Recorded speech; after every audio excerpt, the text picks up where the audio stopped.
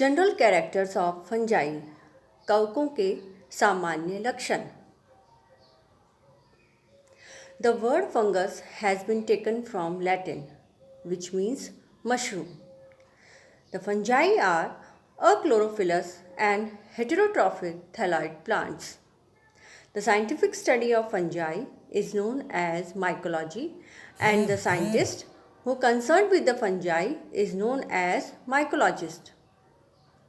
In a particular area or geographic region, a group of fungi present is known as mycobiota.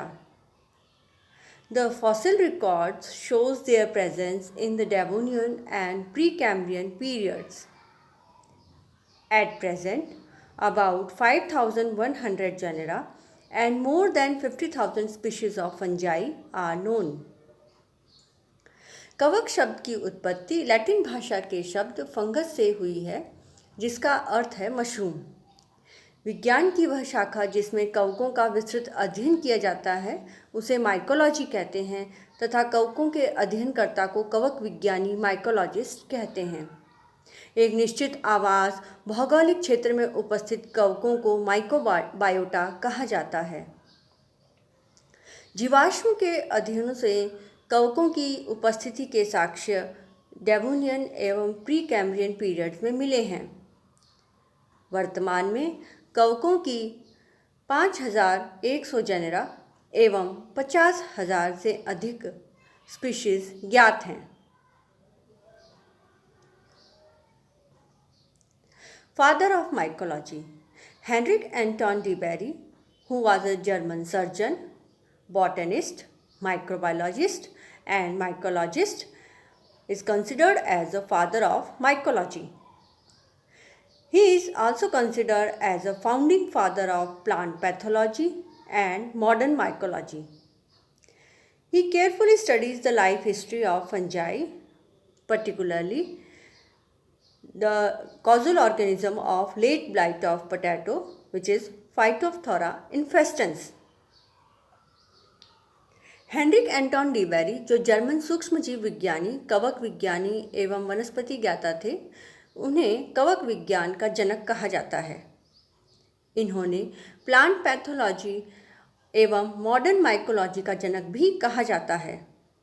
Antony D बैरी ने late blight of potato के रोगजनक Phytophthora infestans के जीवन इतिहास का वर्णन किया। इसके अलावा उन्होंने कई कवकों के जीवन चक्र का भी अध्ययन किया था। Father of Indian mycology, Sir Edwin John Butler is considered as the father of Indian mycology and plant pathology. In 1902, the Butler was transferred to Dehradun under the Imperial Agriculture Department. In 1905, he became Imperial Mycologist at the Imperial Agriculture Research Institute at Pusa. During his 20-year stay in India, he began large-scale survey on fungi and plant pathology and published the landmark book Fungi and Diseases in Plants, an introduction to the disease of field and plantation crop, especially those of India and the East. This book became a standard reference work for tropical plant pathologists. Sir Edwin John Butler को भारतीय कवक विज्ञान का जनक कहा जाता है।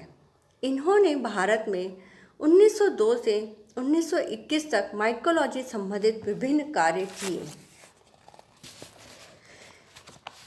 Buttler Bharat के पूसा संस्थान में इंपीरियल माइकोलॉजिस्ट के पद पर कार्यरत थे।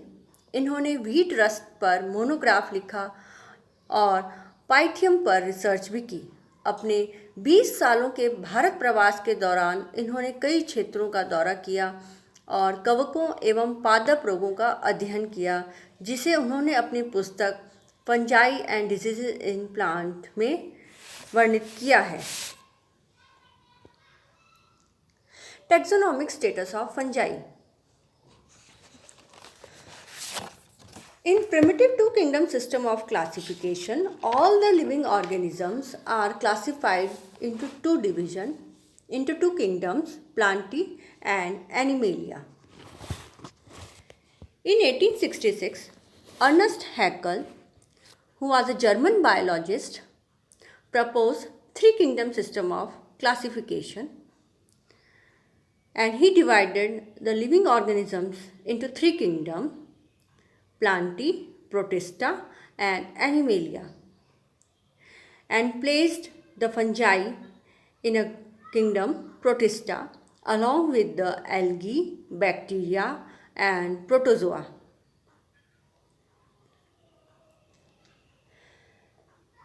Later on, Copeland in 1956 proposed four kingdom system of classification. He introduced new kingdom Monera and placed bacteria and blue-green algae in Monera and fungi in Protista. Later on, Whittaker in 1969 proposed the five kingdom system of classification, and he introduced new kingdom fungi and placed the non-chlorophyllous heterotrophic thalloid plants in fungi. He favored the treatment of fungi as a discrete major taxonomic unit, which is different from plants and animals.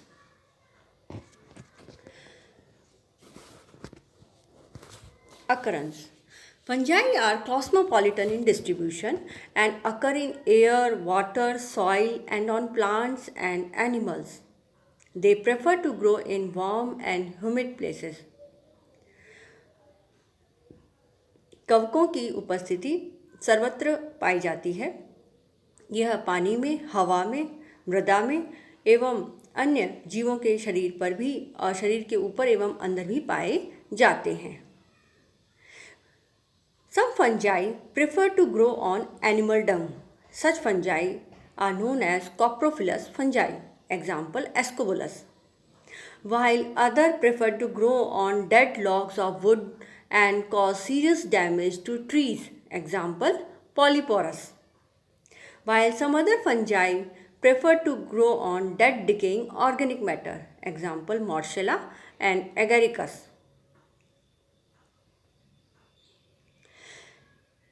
Here are images of some common fungi. The first one is Penicillium. Penicillium, which is also known as blue-green mold. Penicillium chrysogenum is a source of antibiotic penicillin, which is the first wonder drug discovered by Alexander Fleming. Next is Saccharomyces, commonly known as yeast. It grows on medium rich in sugar and organic matter. Third one is Albugo, also which cause white rust disease in members of family Cruciferae, Convolvulaceae, Compositae, Amaranthaceae. Mucor, which is also known as pin mold and commonly grows on bread, jam, jelly. Rhizopus, also known as bread mold or bread fungi, as it is commonly grown on bread. Astilago, commonly known as smut fungi and cause smut disease in cereal crops. Puccinia, which is also known as rust fungi and cause rust disease in cereal crops. The kingdom fungi is divided into two divisions. First division Myxomycota and second division is Eumycota on the basis of presence of cell wall. In Myxomycota, which includes the slime molds, the cell wall is absent and the thallus is naked mass of protoplasm called plasmodium, while all the true fungi are placed in the division Eumycota. The true fungi possesses cell wall and their cell wall is made up of chitin. In lower fungi As in oomycetes, the cell wall is composed of cellulose and glucan. Kingdom fungi को दो division में बांटा गया है, मिक्सोमाइकोटा और यूमाइकोटा। मिक्सोमाइकोटा में slime moulds को रखा गया है। स्लाइम मोल्ड्स में सेल वॉल अनुपस्थित होती है और इनका थैलस एक मास है प्रोटोप्लाज्म का, जिसे हम प्लाज्मोडियम कहते हैं। ट्रू फंजाई को यूमाइकोटा में रखा गया है। ट्रू फंजाई में सेल वॉल उपस्थित होता है और यह सेल वॉल काइटिन की बनी हुई होती है। लेकिन कुछ लोअर फंजाई जैसे कि ओमाइसिटीज के सदस्य होते हैं, इनमें सेल वॉल सेल्यूलोज एवं ग्लूकन की बनी हुई होती है। Plant body. The plant body of fungi is typically consist of branched and filamentous hyphae, which forms a net-like structure known as mycelium. कवकों का पादप शरीर कवक जाल, जिसे माइसीलियम कहते हैं, का बना हुआ होता है। यह कवक जाल कई कवक सूत्रों हाइफी से मिलकर बनता है। कुछ कवक एककोशिकीय होते हैं, उदाहरण ईस्ट, जबकि अधिकांश कवक बहुकोशिकीय होते हैं, जैसे कि Penicillium, Mucor, Rhizopus. Fungi eukaryotic organism होते हैं। इनमें ट्रू न्यूक्लियस उपस्थित होता है। इनका साइटोप्लाज्म डेंस होता है। साइटोप्लाज्म में वैक्यूल उपस्थित होते हैं एवं डबल मेम्ब्रेन ऑर्गेनेलीज जैसे कि endoplasmic reticulum, mitochondria, Golgi bodies भी पाए जाते हैं। Fungi are eukaryotic organisms. They possess true nucleus. The hyphae contain colorless and vacuolated cytoplasm and double membranous organelles like endoplasmic reticulum, mitochondria and Golgi bodies.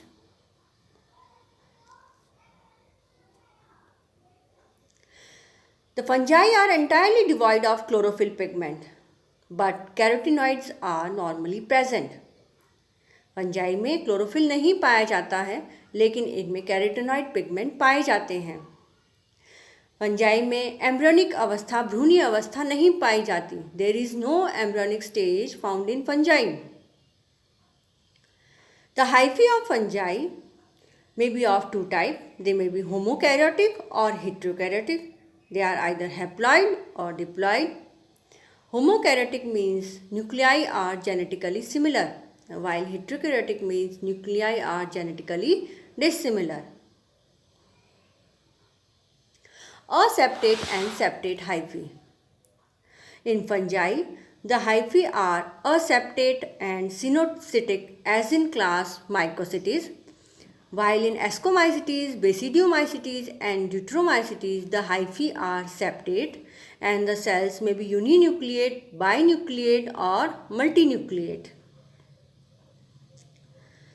Class phycomycetes में कवक सूत्र पटविहीन पाए जाते हैं, जबकि क्लास एस्कोमाइसिटीज, बेसिडियोमाइसिटीज एवं deuteromycetes में कवक सूत्र पट युक्त होते हैं। पटविहीन कवक सूत्रों में कई केंद्रक कोशिका द्रव्य में समान रूप से वितरित होते हैं तथा ऐसे पादप शरीर को हम संकोशिकीय सिनोसिटिक कहते हैं। सिनोसिटिक हाइफी को हम या संकोशिकीय कवक सूत्र को हम चित्र के माध्यम से समझ सकते हैं।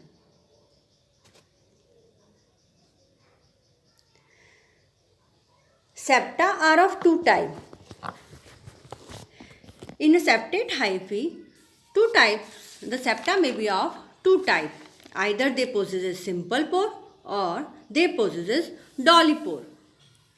In class Ascomycetes, the septa are of simple pore, while in Basidiomycetes class, the septa possesses a special membranous structure on either side of pore, and this type of septa are known as dolipore septa.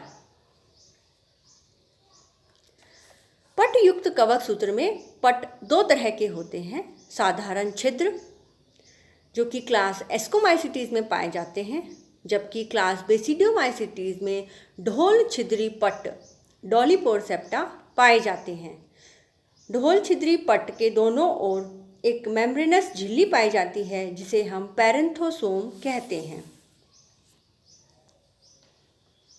In lower fungi, as in class Phycomycetes, the reproductive cells are motile, and the flagella may be uniflagellate or biflagellate. The flagella are of two types: whiplash type, tensile type. While in higher fungi, as in class Ascomycetes, Basidiomycetes, and Deuteromycetes, motile cells do not occur in their life cycle at any stage. Phycomycetes class में reproductive cells जैसे कि gametes और zoospore में flagella उपस्थित होते हैं। Flagella एक अथवा दो होते हैं और यह फ्लैजिला विप्लश टाइप के भी हो सकते हैं और अथवा टेंसल टाइप के होते हैं। विप्लश टाइप के फ्लैजिला की सरफेस स्मूथ होती है, जबकि टेंसल टाइप फ्लैजिला में फ्लैजिला की सरफेस के ऊपर हेयर्स पाए जाते हैं।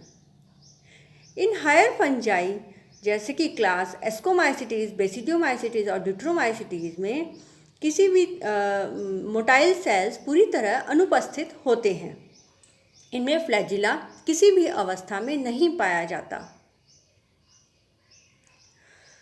Modes of nutrition in fungi. Fungi are heterotrophic, that is, they do not manufacture their own food material. On the basis of their mode of nutrition, they are categorized into the three types: parasite, saprophyte, symbiote.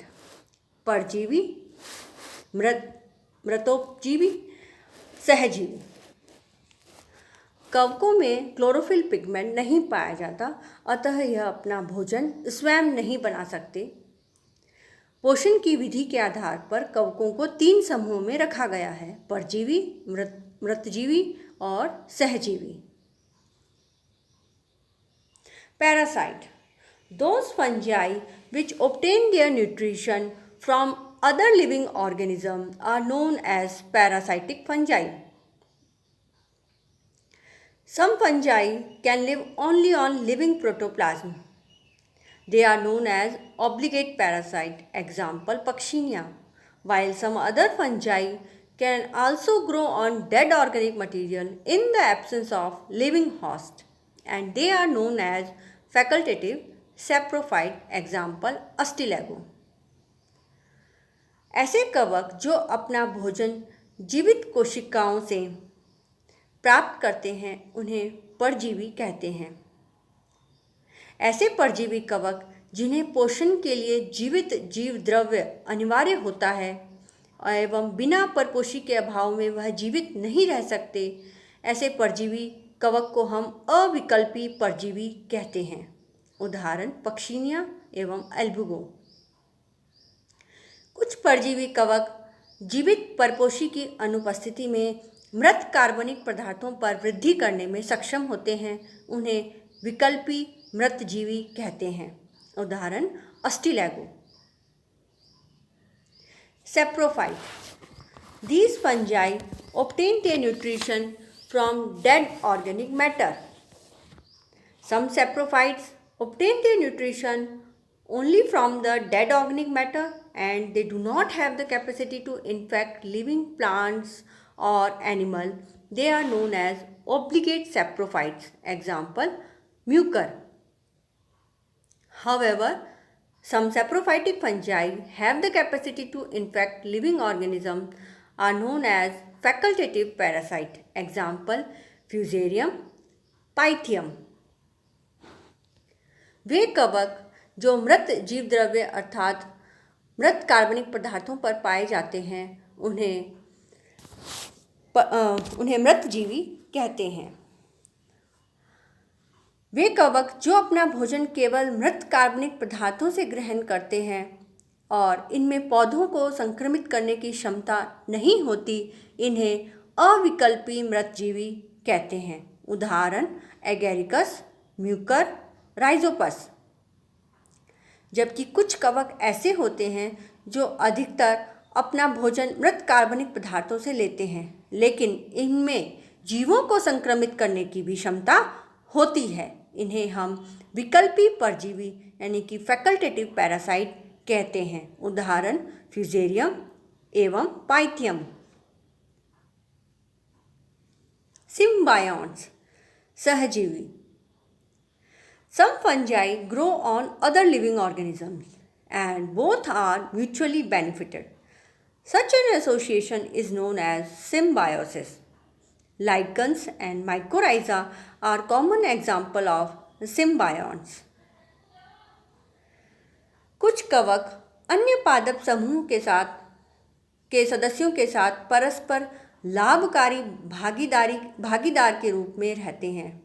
इस प्रकार के संबंध को हम सहजीविता कहते हैं। Lichen व कवक मूल इसके उदाहरण हैं।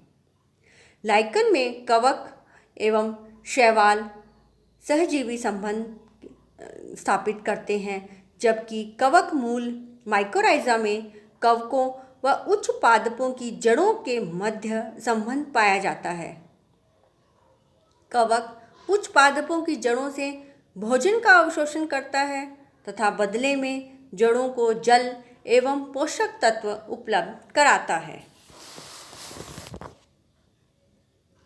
होलोकार्पिक and eucarpic fungi. In unicellular fungi, example yeast syncytium, the whole vegetative cell is transferred into a reproductive unit and they are known as holocarpic. While in most fungi, only a part of vegetative mycelium forms a reproductive unit and the rest remain vegetative. Such fungi are known as eucarpic. Example, albugo. Reproduction. In fungi, the reproduction takes place by means of vegetative, asexual and sexual method.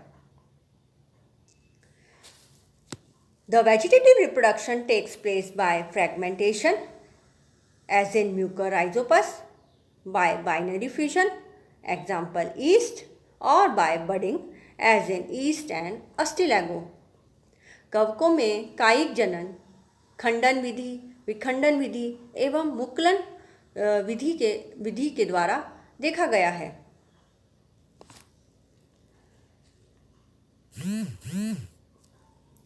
अलैंगिक जनन। कवकों में अलैंगिक जनन बीजाणुओं एवं conidia के माध्यम से पाया जाता है। कुछ कवकों में जूस्पोर का निर्माण होता है तो कुछ में ओइडिया और क्लेमाइडोस्पोर का निर्माण होता है, जबकि कुछ कवकों में कोनिडिया का भी निर्माण होता है। Asexual reproduction takes place by various means, example spores, conidia. The spores may be unicellular, as in example Aspergillus penicillium, or they may be multicellular, example Alternaria cercospora. Some common asexual spores in fungi are zoospores, found in Phytophthora, chlamydospores, found in Astilago, or planospore, as found in Mucor and Rhizopus.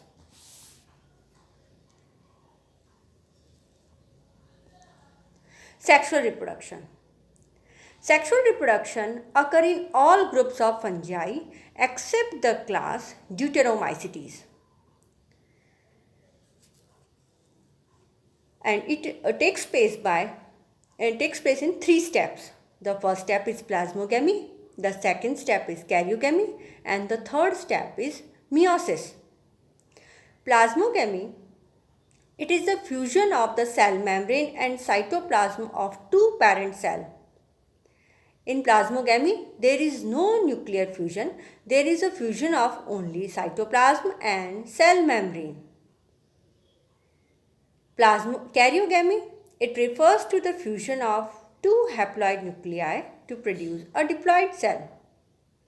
In Phycomycetes class, the karyogamy occurs just after the plasmogamy, but in Ascomycetes, Basidiomycetes, the karyogamy is much delayed and the nuclei are arranged in pair to form a dikaryon, and this phase is known as dikaryophase.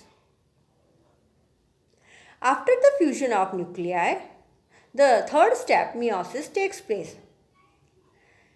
Reduction division takes place in diploid cell, which is formed by the fusion of two nuclei, and an haploid stage is again obtained. कवकों में लैंगिक जनन पाया जाता है.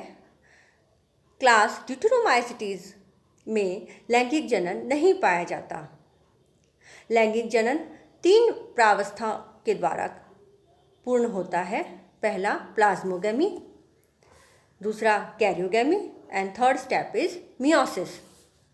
Plasmogamy, इस प्रावस्था में 2 parent hyphae की कोशिकाओं के मध्य संलयन होता है, जिससे कोशिका भित्ति एवं कोशिका द्रव्य संलयित हो जाते हैं. प्लाज्मोगेमी के द्वारा एक कोशिका में 2 भिन्न केंद्रकों का संलयन होता है, जिससे डिप्लॉइड केंद्रक बनता है. डिप्लॉइड केंद्रक का निर्माण कैरियोगेमी अवस्था में होता है. फाइकोमाइसिटीज क्लास में कोशिका द्रव्य संलयन के ठीक बाद केंद्रक संलयन होता है, परंतु एस्कोमाइसिटीज बेसिडियोमाइसिटीज क्लास में केंद्रकों का संलयन कोशिका द्रव्य संलयन के ठीक बाद नहीं होता और दोनों केंद्रक एक साथ एक ही कोशिका में रहते हैं. इस प्रावस्था को द्विकेंद्रकी प्रावस्था कहते हैं. कुछ समय पश्चात दोनों केंद्र संलयित होकर युग्मनज जाइगोट बनाते हैं. द्विकेंद्रिक केंद्रक का अर्धसूत्री विभाजन होता है, जिससे पुनः अगुणित केंद्रक बनते हैं और हैप्लॉइड स्टेज पुनः प्राप्त हो जाती है. For further readings, I would like to suggest the textbook of botany by Singh, Pandey and Jain by Rastogi publication and the following links. Students, please take benefit of it. Thank you.